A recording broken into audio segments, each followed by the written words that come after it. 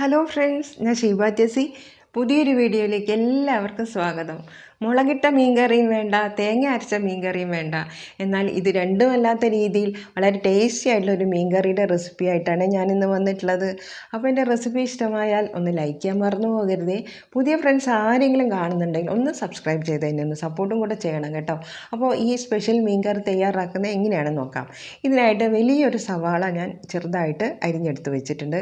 അതുപോലെ തന്നെയുള്ള ഒരു വലിയ തക്കാളിയും ചെറുതായിട്ട് അരിഞ്ഞെടുത്തിട്ടുണ്ട്. ഇനി ചെറിയൊരു കഷ്ണം ഇഞ്ചി പൊടിയായിട്ട് അരിഞ്ഞ് വയ്ക്കാം. അതുപോലെ തന്നെ 4-5 വെളുത്തുള്ളി എടുത്തിട്ടുണ്ട്. കുറച്ച് ചുവന്നുള്ളിയും 2 പച്ചമുളകും കൂടെയാണ് ഇതിനായിട്ട് നമ്മൾ തയ്യാറാക്കി വെച്ചിട്ടുള്ളത്. ഇനി ഇതിലേക്ക് ആവശ്യമായിട്ടുള്ള പുളിക്കായിട്ട് നിങ്ങൾക്ക് പിഴിഞ്ഞെടുക്കുന്ന പുളി വേണമെങ്കിൽ അതെടുക്കാം, അല്ലെങ്കിൽ കുടംപുളി ആണ് ഇഷ്ടമെങ്കിൽ അത് ചേർത്ത് വയ്ക്കാം. അപ്പോൾ അത്രയും കൂടെ നമുക്ക് റെഡിയാക്കി വയ്ക്കാം. അപ്പോൾ ഇത്രയും ഇൻഗ്രീഡിയൻസ് റെഡിയാക്കിയ ശേഷം വേണം നമ്മൾ മീൻകറി തയ്യാറാക്കാൻ ആരംഭിക്കാൻ. അപ്പോൾ എരിവിനനുസരിച്ചിട്ട് വേണം നമ്മൾ പച്ചമുളക് എടുക്കാൻ. മുളക് പൊടി ചേർക്കുന്നുണ്ട്, അപ്പോൾ അതനുസരിച്ച് പച്ചമുളക് 2-3 മാത്രം നമ്മൾ എടുക്കാം. ഇനി ഒരു കടായി അടുപ്പത്ത് വെച്ച് ചൂടാവുമ്പോൾ അതിലേക്ക് എണ്ണ ഒഴിച്ച് കൊടുക്കാം. ഞാനിവിടെ 1/2 കിലോ മീനിനുള്ള അളവാണ് പറയുന്നത്. അപ്പോൾ ആ എണ്ണ ഒരു 2 ടേബിൾ സ്പൂൺ എണ്ണ ഒഴിച്ച് കൊടുത്ത ശേഷം നമ്മൾ എടുത്ത് വെച്ചിട്ടുള്ള വെളുത്തുള്ളിയും ഇഞ്ചിയുമാണ് ആദ്യം ഒന്ന് ചേർത്ത് കൊടുക്കുന്നത്. അത് ആ എണ്ണയിൽ നന്നായിട്ടൊന്ന് നമുക്ക് മൂപ്പിച്ചെടുക്കണം. അത് നല്ല പോലെ ഒന്ന് വഴറ്റി കൊടുക്കാം. അപ്പോൾ ഇതൊന്ന് വഴന്ന് വരാൻ വേണ്ടിയിട്ട് നമുക്കൊന്ന് വെയിറ്റ് ചെയ്യാം. അപ്പോൾ അതൊന്ന് വഴന്ന് വരുമ്പോൾ നമുക്ക് സവാള പൊടിയായിട്ട് അരിഞ്ഞ് വെച്ച ആ സവാള നമുക്ക് അതിലേക്ക് ഇട്ട് കൊടുക്കുന്നുണ്ട്. സവാള വളരെ ചെറുതായിട്ട് അരിഞ്ഞു കൊടുത്താൽ നമുക്ക് പെട്ടെന്ന് തന്നെ വഴറ്റിയെടുക്കാൻ സാധിക്കും. അപ്പോൾ നല്ല പോലെ നമുക്ക് എണ്ണയിലിട്ട് ഇതൊന്ന് വഴറ്റിയെടുക്കാം.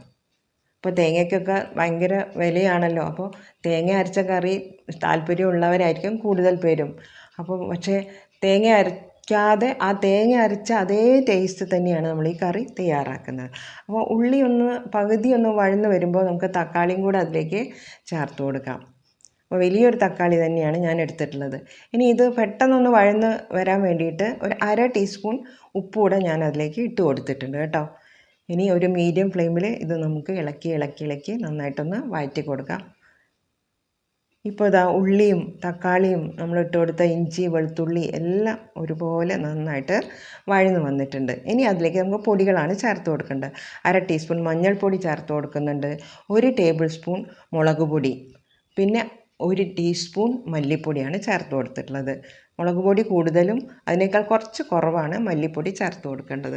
ഇനി എല്ലാം കൂടെ നമുക്ക് നന്നായിട്ട് ഒന്നുകൂടെ ആ പൊടികളുടെ പച്ചമണം പോകുന്ന വരെ ഇളക്കി കൊടുത്ത് ആ പൊടികളുടെ പച്ചമണം നന്നായിട്ടൊന്ന് മാറ്റി കൊടുക്കണം. അതിനായിട്ട് ഇളക്കിക്കൊണ്ടേ ഇരിക്കാം.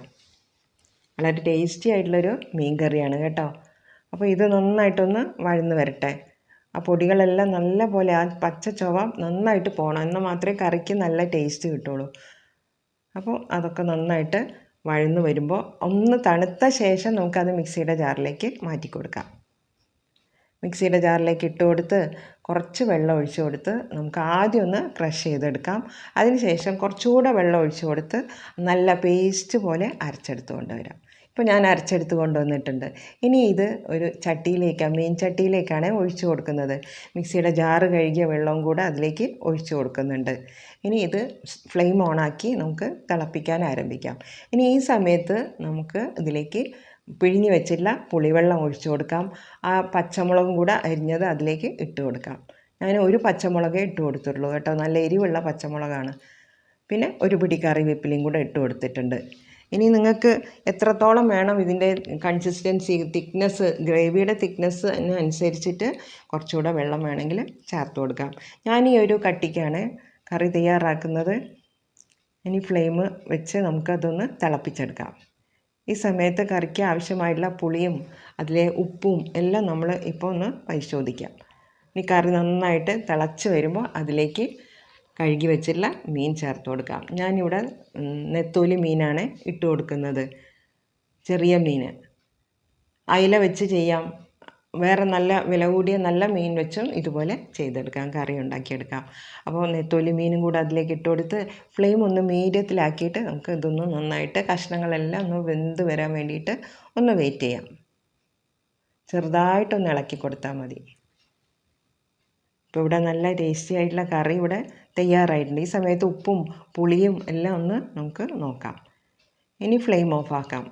ഇനി മറ്റൊരു കടായിലേക്ക് എണ്ണ ഒഴിച്ച് കൊടുക്കുന്നുണ്ട്. അതിലേക്ക് ഉലുവ ഇട്ട് അതൊന്ന് പൊട്ടിച്ചെടുക്കാം. ഇനി അതിലേക്ക് ഒരു 4-5 ചുവന്നുള്ളി നേരത്തെ തയ്യാറാക്കി വെച്ചിരുന്നു, അത് കനം കുറച്ച് അരിഞ്ഞത് അതിലേക്ക് ഇട്ട് കൊടുക്കാം. അതൊന്ന് വഴന്ന് വരുമ്പോൾ ഒരു പിടി കറിവേപ്പിലയും കൂടെ ഇട്ട് കൊടുക്കുന്നുണ്ട്. ഇനി നന്നായിട്ടൊന്ന് മൂത്ത് വരുമ്പോൾ നമുക്കിത് ഈ കറിയിലേക്ക് ഒഴിച്ചു കൊടുത്താൽ മതി. വളരെ ടേസ്റ്റി ആയിട്ടുള്ള നല്ല കുറുകിയ ചാറോട് കൂടിയിട്ടുള്ള മീൻകറി ഇവിടെ തയ്യാറായിട്ടുണ്ട്. തേങ്ങ അരച്ചിട്ടില്ല, അതുകൊണ്ട് തന്നെ നമ്മൾ വിചാരിക്കും ഈ കറിക്ക് ടേസ്റ്റ് ഇല്ല എന്ന്. പക്ഷേ തേങ്ങ അരയ്ക്കുന്നതിനേക്കാൾ കൂടുതൽ ടേസ്റ്റാണ്. ഇതുപോലെ നിങ്ങളൊന്ന് ഉണ്ടാക്കി നോക്കണം കേട്ടോ. അപ്പോൾ എൻ്റെ റെസിപ്പി ഇഷ്ടമായി ലൈക്ക് ചെയ്യാൻ മറന്നു പോകരുത്.